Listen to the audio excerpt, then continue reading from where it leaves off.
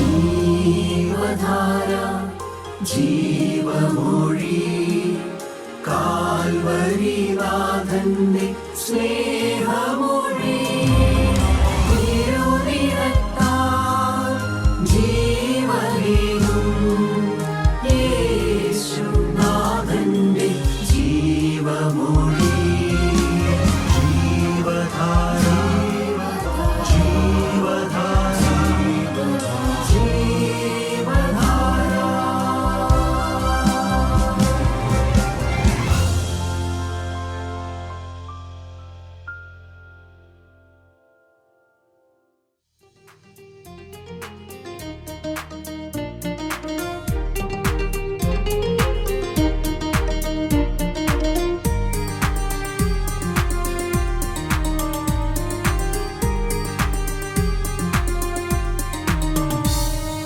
നരഭോജികളെ നരസ്നേഹികളാം ഉത്തമ സോദരരാക്കും.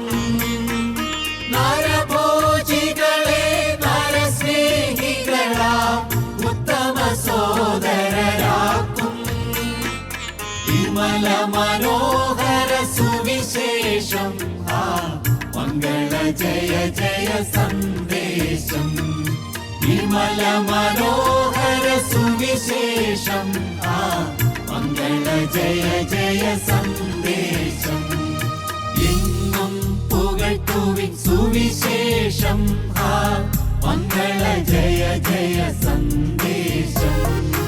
എന്നും പുകഴ്ത്തുവിൻ സുവിശേഷം ആ മംഗള ജയ ജയ സന്ദേശം.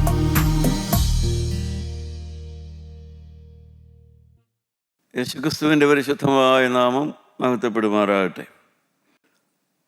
വിശുദ്ധ യോഹന്നാൻ്റെ സുവിശേഷം 11-ാം അധ്യായം 49, 50, 51 വാക്യം നമുക്ക് വായിക്കാം.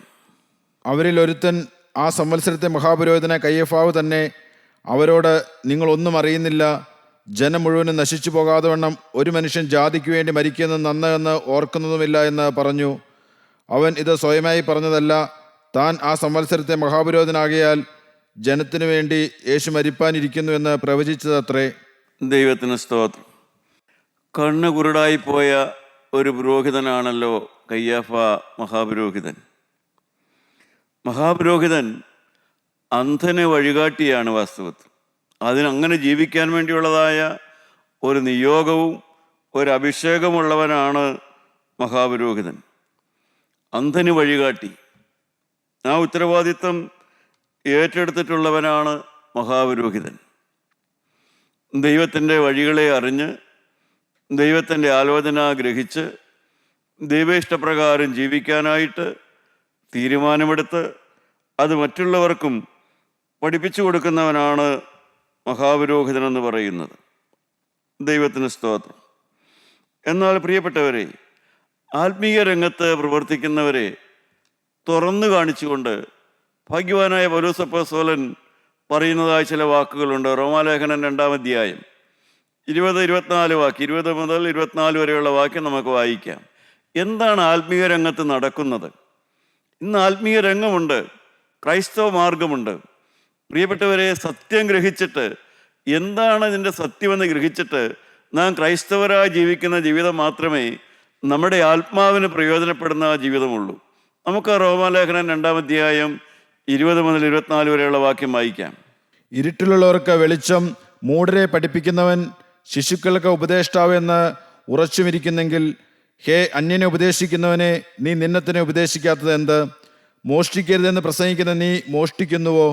വ്യഭിചാരം ചെയ്യരുതെന്ന് പറയുന്ന നീ വ്യഭിചാരം ചെയ്യുന്നുവോ?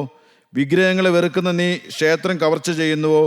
ന്യായപ്രമാണത്തിൽ പ്രശംസിക്കുന്ന നീ ന്യായപ്രമാണ ലംഘനത്താൽ ദൈവത്തെ അപമാനിക്കുന്നുവോ? നിങ്ങൾ നിമിത്തം ദൈവത്തിൻ്റെ നാമം ജാതിയുടെ ഇടയിൽ ദുഷിക്കപ്പെടുന്നു എന്ന് എഴുതിയിരിക്കുന്നുവല്ലോ.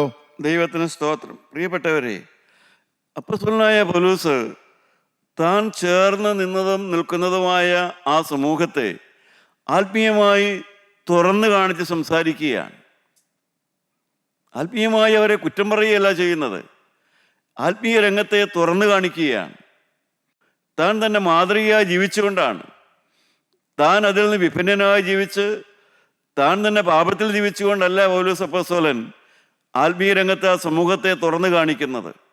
താൻ യഥാർത്ഥമായി ക്രിസ്തുവിൻ്റെ മാതൃകയുള്ളവനായി, ക്രിസ്തുവിൻ്റെ ഭാവമുള്ളവനായി, തന്നെത്താൻ താഴ്ത്തുന്നവനായി ജീവിച്ചുകൊണ്ട് ആത്മീയനായ പൗലോസ് ആത്മീയ രംഗത്തെ തുറന്നു കാണിക്കുകയാണ്.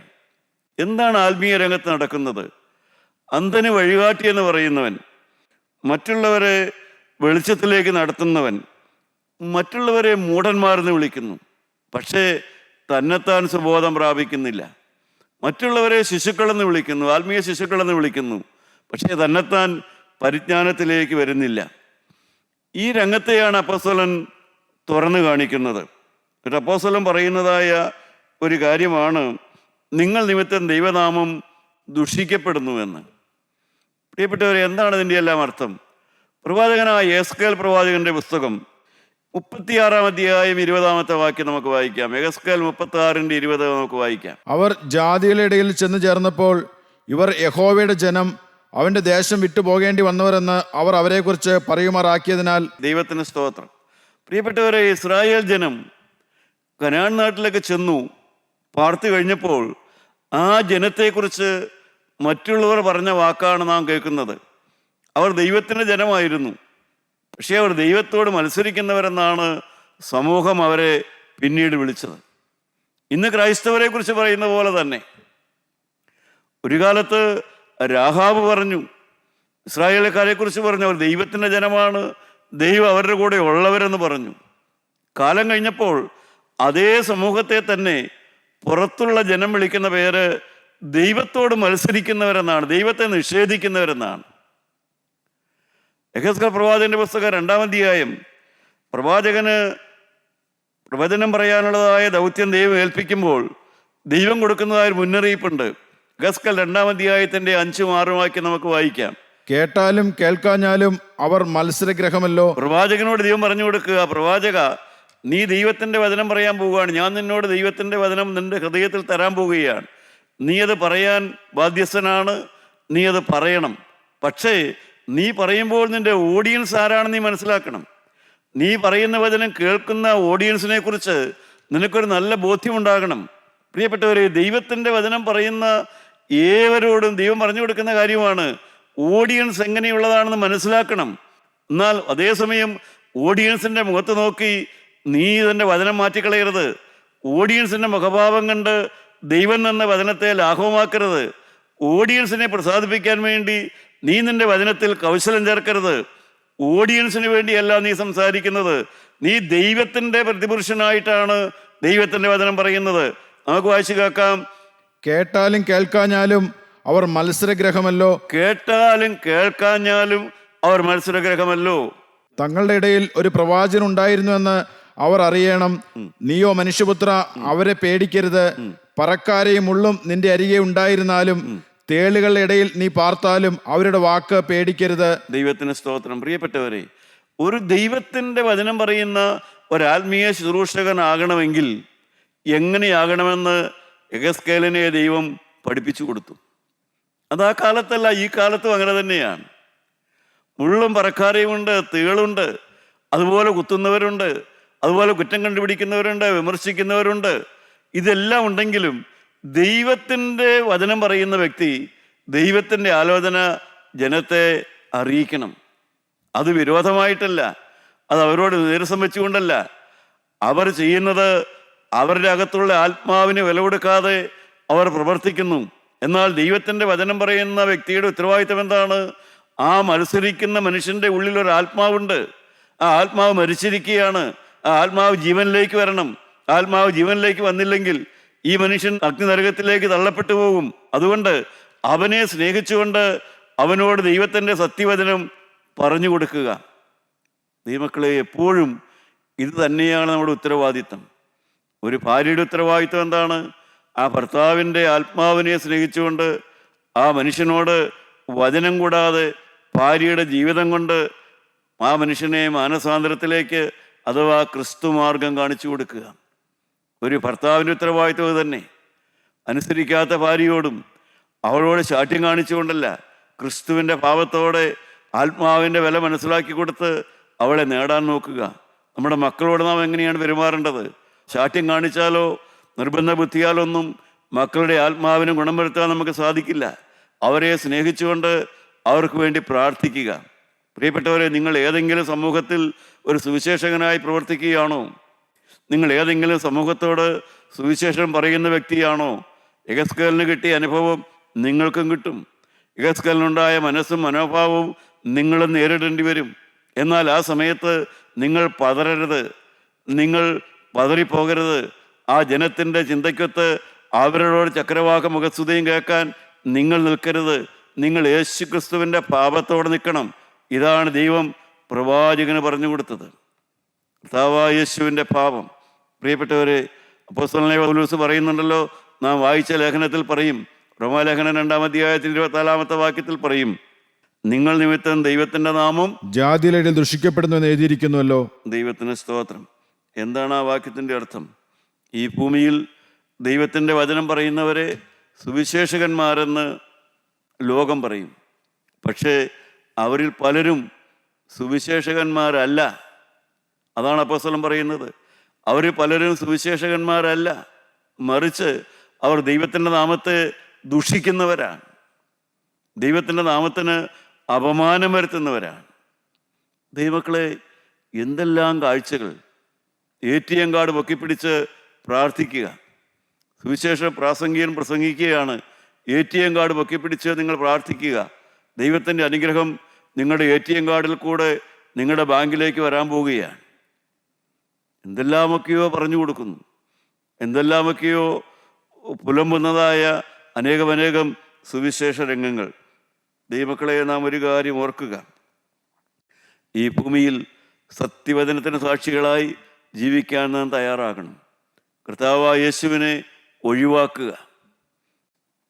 എല്ലാവർക്കും വേണ്ടി ഒരുവൻ മരിക്കുക എന്നുവെച്ചാൽ കയ്യാഫാസിൻ്റെ ഉള്ളിൽ ഒരേ ഒരു നിർണയമേ ഉള്ളൂ, എങ്ങനെയും യേശുവിനെ ഒഴിവാക്കുക, യേശുവിനെ സഭയിൽ നിന്ന് ഒഴിവാക്കുക, യേശുവിനെ ദേവാലയത്തിൽ നിന്ന് ഒഴിവാക്കുക.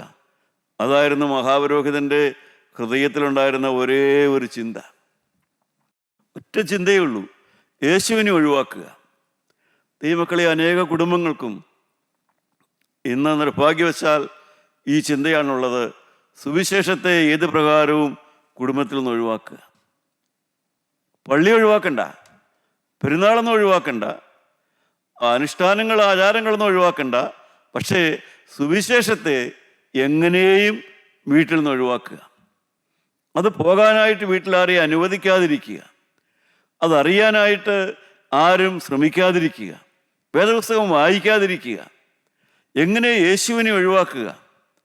അനേക സഭകൾക്കും അതെ, കുടുംബങ്ങൾക്കും അതെ, വ്യക്തികൾക്കും അതെ, ക്രിസ്തുവിനെ ഒഴിവാക്കുക, യേശുവിനെ ഒഴിവാക്കി ജീവിക്കുക.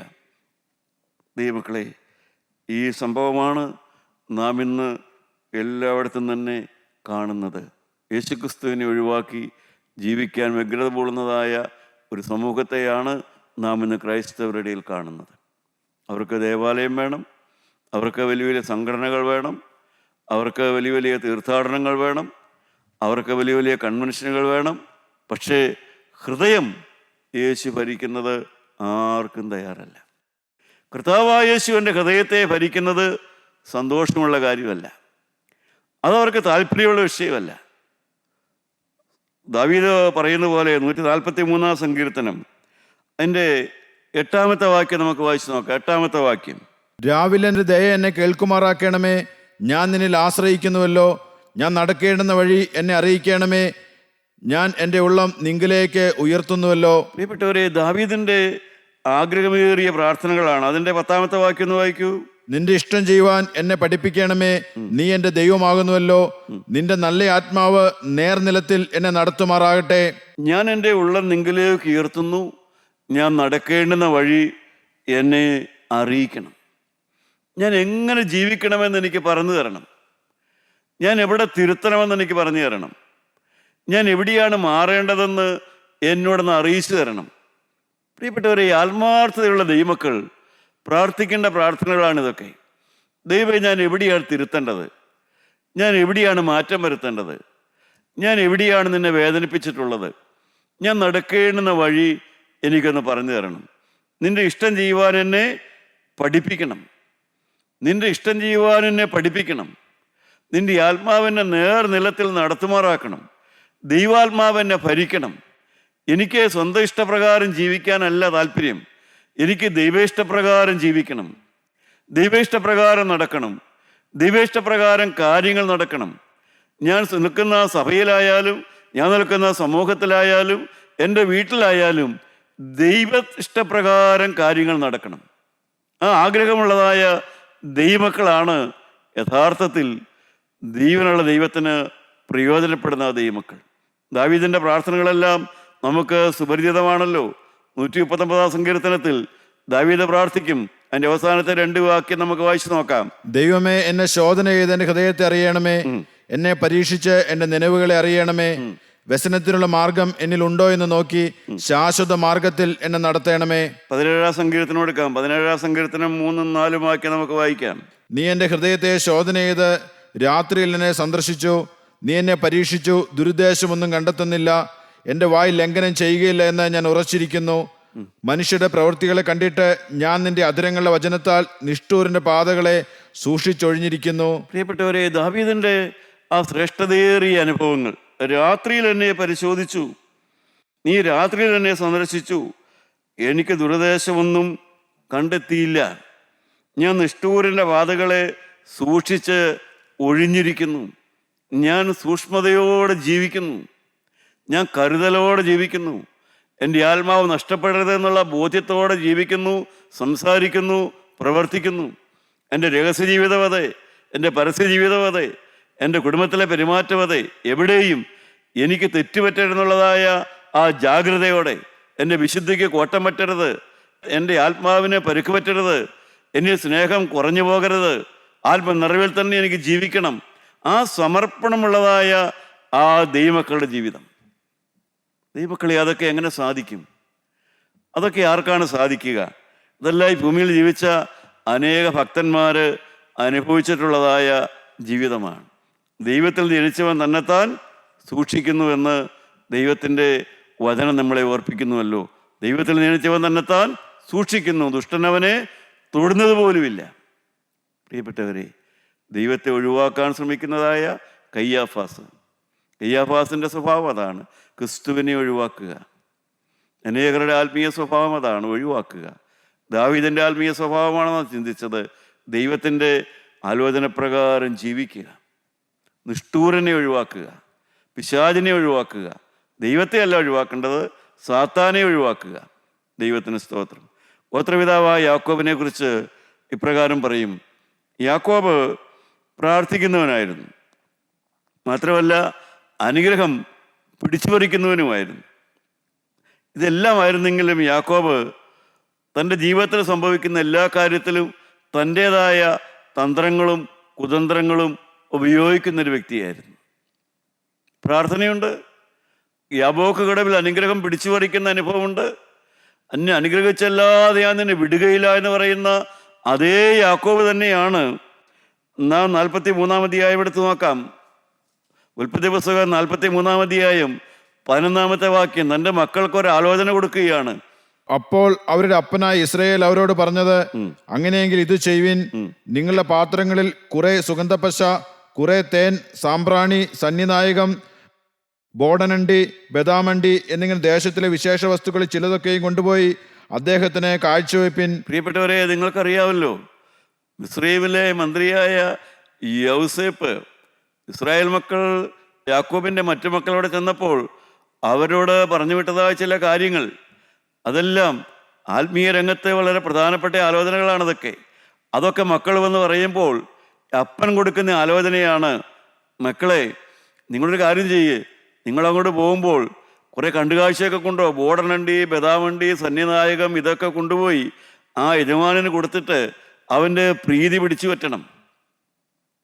അവനെ അനുസരിച്ച് പോവുക എന്നുള്ളതല്ല, അവനെ മറ്റേതെങ്കിലുമൊക്കെ കൊടുത്ത് കൗശലത്തിലൂടെ മയക്കെടുക്കുക. ആരാണ് ഈ ആലോചന കൊടുക്കുന്നത്? ജീവനുള്ള ദൈവത്തോട് ഞാൻ നിന്റെ മകൻ ഏശാവെന്ന് പറഞ്ഞു. യാക്കോബൻ തിരുത്തി പറഞ്ഞ അതേ യാക്കോബ് തന്നെയാണ്. പ്രാർത്ഥിക്കുന്ന മനുഷ്യനാണ്, ദൈവത്തിൽ അനുഗ്രഹം മേടിച്ച മനുഷ്യനാണ്. പക്ഷേ ജീവിതത്തിലെ ഓരോ സമയത്തും സന്ദർഭങ്ങളിലും ഉപയോഗിക്കുന്നത് ആത്മീയ വഴിയല്ല, തന്ത്രങ്ങളാണ്. ദൈവമുണ്ട്, ആത്മീയം വേണം. പക്ഷേ ജീവിതത്തിൻ്റെ പല സന്ദർഭങ്ങളിലും തന്ത്രങ്ങളും കുതന്ത്രങ്ങളും ഉപയോഗിക്കുന്നു. ഇതേ യാക്കോബ് പിന്നീട് നാം വായിക്കും 48-ാം അധ്യായം 11-ാമത്തെ വാക്യത്തിലേക്ക് ചെല്ലുമ്പോൾ 48-11 വായിച്ചു നോക്കാം. ഇസ്രായേൽ യോസേഫിനോട് നിന്റെ മുഖം കാണുമെന്ന് ഞാൻ വിചാരിച്ചിരുന്നില്ല. ദൈവത്തിന് സ്തോത്രം. ഇതേ യൗസേപ്പിനെ കാണാൻ വേണ്ടി മക്കൾ പോകുമ്പോൾ അവരോട് പറഞ്ഞു വിടുകയാണ്, നിങ്ങൾ ബോർഡനുണ്ടി, ബദാമുണ്ടി, സന്നിധായിക ഇതൊക്കെ കൊണ്ടുപോയി അവനെ പണ്ട് മയക്കി അവനിൽ നിന്ന് കാര്യം നേടണമെന്ന് പറഞ്ഞു വിട്ട യാക്കോബ് ആരെയാ കാണുന്നത്? ഇസ്രായേൽ യോസേഫിനോട് നിന്റെ മുഖം കാണുമെന്ന് ഞാൻ വിചാരിച്ചിരുന്നില്ല. യൗസേപ്പിനെ തന്നെ കാണുകയാണ്. ഇതേ യൗസേപ്പിനെയാണ് ഈ ബോർഡനുണ്ടിയും ബദാവണ്ടിയൊക്കെ കാണിച്ച് മയക്കാവെന്ന് പറഞ്ഞത്. ഇതേ യൗസേപ്പിനെയാണ്, അറിയുന്നില്ല. പ്രിയപ്പെട്ടവരെ, യാക്കോബ് എത്രമാത്രം ലജ്ജിച്ചു കാണും, എത്രമാത്രം തൻ്റെ പോഷത്വത്തെക്കുറിച്ച് ചിന്തിച്ചു കാണും. ഈ യൗസേപ്പിനെയാണ് താൻ ബോർഡനണ്ടി കൊണ്ട് ബദാമണ്ടി കൊണ്ടെല്ലാം മയക്കാവെന്ന് വിചാരിച്ചത്. എത്രമാത്രം ലജ്ജിച്ചു കാണും, എത്രമാത്രം ലജ്ജിതനായി കാണും. കാര്യങ്ങളറിയാതെ സംസാരിക്കുകയും പ്രവർത്തിക്കുകയും ചെയ്യുന്നു. ദൈവമുള്ള ദൈവം പ്രവർത്തിക്കുന്ന ഓരോ കാര്യം, പക്ഷേ അത് മനസ്സിലാക്കാതെ തങ്ങളുടേതായ തന്ത്രങ്ങളും കുതന്ത്രങ്ങളും ഉപയോഗിക്കുന്ന മനുഷ്യർ. ആത്മീയ രംഗത്തെല്ലാം നമുക്ക് ഇത്തരം കാര്യങ്ങൾ കാണും. പ്രിയപ്പെട്ടവരെ, നിങ്ങൾ പ്രാർത്ഥന യോഗത്തിന് പോകുന്ന ആളായിരിക്കും, പള്ളിയിൽ പോകുന്ന ആളായിരിക്കും, നിങ്ങൾ ആത്മീയ ശുശ്രൂഷ ചെയ്യുന്ന ആളായിരിക്കും. പക്ഷേ നിങ്ങൾ തന്ത്രങ്ങളും കുതന്ത്രങ്ങളും അതേ സമയത്ത് തന്നെ ഉപയോഗിക്കുന്ന ഒരാളാണോ? യാക്കോബ് അങ്ങനെയായിരുന്നു. പ്രാർത്ഥിക്കുന്ന ആളായിരുന്നു, അനുഗ്രഹം പിടിച്ചു മേടിക്കുന്ന ആളായിരുന്നു. പക്ഷേ അതേ സമയവും ചില കാര്യങ്ങൾക്ക് നടത്താൻ വേണ്ടി ചില തന്ത്രങ്ങളും കുതന്ത്രങ്ങളും സൂത്രങ്ങളും ഉപയോഗിക്കുന്ന ആളായിരുന്നു. പക്ഷേ യൗസേപ്പിൻ്റെ മുഖം കണ്ടപ്പോൾ തീർച്ചയായും യാക്കോബ് ലജ്ജിച്ചു കാണും. ഇവനെയാണോ, ഈ യൗസേപ്പിനെയാണോ ഞാൻ ബോർഡനണ്ടി കൊണ്ട് മയക്കാമെന്ന് വിചാരിച്ചത്? പ്രിയപ്പെട്ട ദൈവമക്കളെ, ദൈവത്തിന് സ്തോത്രം. നാം ആരെയാണ് മയക്കാൻ പോകുന്നത്? നാം ആരുടെ മുമ്പിലാണ് വ്യാജം കാണിക്കുന്നത്? ദൈവത്തിന് സ്തോത്രം. നശിച്ചു പോകാതിരിപ്പാൻ കയ്യാഫ പറഞ്ഞെങ്ങനെയാണ്? ജനം മുഴുവൻ നശിച്ചു പോകാതിരിപ്പാൻ ഒരു മനുഷ്യൻ മരിക്കുന്നത് നല്ലത് എന്ന്. എൻ്റെ 35-ാമത്തെ വയസ്സിൽ ഞാൻ ചേർന്ന് നിൽക്കുന്ന സഭയെക്കുറിച്ച് ദൈവമക്കളെ എനിക്ക് നല്ല അഭിപ്രായമായിരുന്നു. അന്നും അതെ, ഇന്നും അതെ. സഭയോട് എനിക്ക് അകൽച്ചയുണ്ടായിരുന്നില്ല.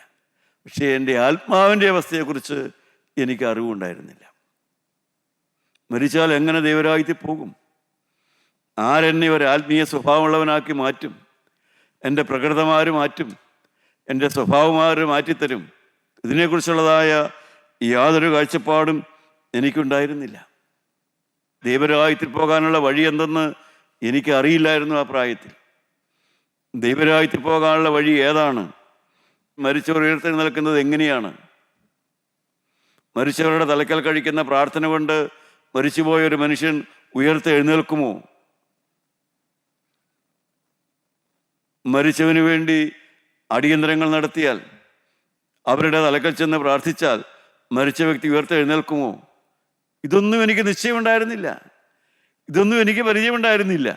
പക്ഷേ അന്ധമായൊരു ഭക്തിയിൽ ഞാൻ മുന്നോട്ട് പോവുകയായിരുന്നു. ആ സമയത്താണ് ദൈവത്തിൻ്റെ സത്യവചനം കേൾക്കാനുള്ളതായ ഒരാഗ്രഹം എനിക്കുണ്ടായത്.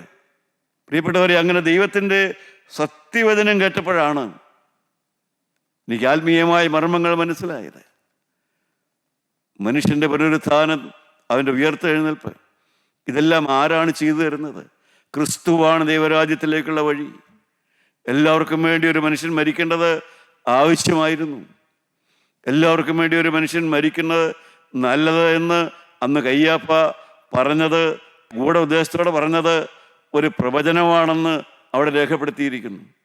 പ്രിയപ്പെട്ടവരെ, ആത്മീയ രംഗം, ക്രൈസ്തവ ആത്മീയ രംഗത്ത് പഠിക്കാൻ ഒരുപാടൊന്നുമില്ല. ഞാൻ മനസ്സിലാക്കിയത്തോളൂ, പഠിക്കാൻ ഒരുപാടൊന്നുമില്ല. പഠിക്കാൻ ഒരു കാര്യമേ ഉള്ളൂ: ഞാൻ പാപിയായിരുന്നു, ഞാൻ പാപം ഇഷ്ടപ്പെടുന്ന മനുഷ്യനാണ്, ഞാൻ പാപത്തിൽ സന്തോഷിക്കുന്ന മനുഷ്യനാണ്. എൻ്റെ പാപത്തിൽ നിന്ന് പുറത്തു കിടക്കാൻ എനിക്ക് കഴിയില്ല, എൻ്റെ പാപത്തിന് പരിഹാരം വരുത്താൻ എനിക്ക് കഴിയില്ല. എന്നാൽ കർത്താവായ യേശു ക്രിസ്തു എൻ്റെ പാപത്തിന് പരിഹാരം വരുത്തി.